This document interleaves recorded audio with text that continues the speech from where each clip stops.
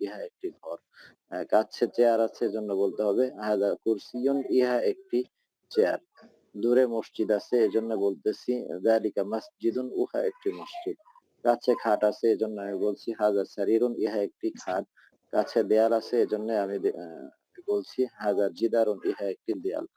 এভাবে করে আমি যদি প্রত্যেকটি মিনিমাম ১০ বার করে এভাবে ঢেকে, আরবি ঢেকে, ছবি দেখে, আবার ছবি ঢেকে আরবি দেখে এভাবে করে যদি পড়ার চেষ্টা করি, আমার মনে হয় আমাদের আর এরপরে কেউ আর বাঁচবে না। এবং একটা সময় কিন্তু আমি এই জায়গার ছাত্র ছিলাম। আলহামদুলিল্লাহ এখন আমি আরবি বলতে পারি।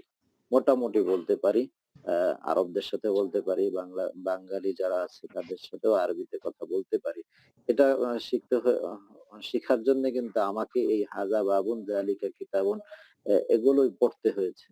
তো আমার পড়াটা ওই সময় ভালো ছিল বিধায় আজকে আমি মোটামুটি বলতে পারছি। আমার সময় যাদের ভালো ছিল না তারা কিন্তু ছিটকে গেছে। তারা কিন্তু এখন আর হয়তোবা আমি যতটুকু পারি ততটুকু তারা বলতে পারছে না। আবার আমার থেকে কেউ ভালোও বলতে পারতে পারে, যারা আমার থেকে বেশি মেহনত করেছে। তাহলে আমরা আজকে এই পর্যন্ত সবক থাকবে, সেটি হচ্ছে ১৮ নম্বর পৃষ্ঠার যালিকা জিদারুন এই পর্যন্ত আমাদের থাকবে, প্লাস শব্দ অর্থ থাকবে।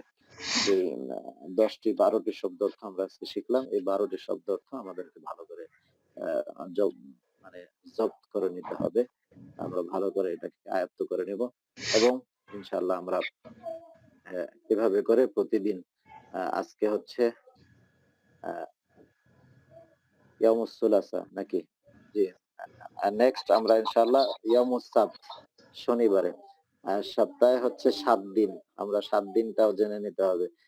আরবিতে কি বলা হয়? যেহেতু আমরা এখন আরবি আ এসো আরবি শিখি ১ম খণ্ড এবং ২য় খণ্ডের অর্ধেক যখন হয়ে যাবে, এরপর থেকে আমরা ক্লাসগুলো ইনশাআল্লাহ আরবিতে করার চেষ্টা করব।